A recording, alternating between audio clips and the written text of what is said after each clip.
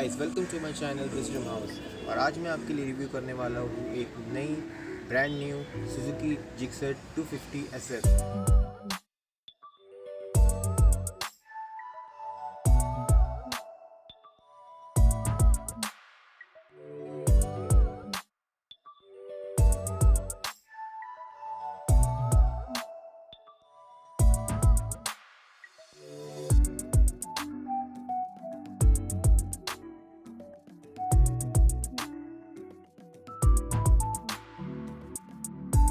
अब मैं आपको इसका एग्जॉस्ट नोट सुना के दिखाता हूँ।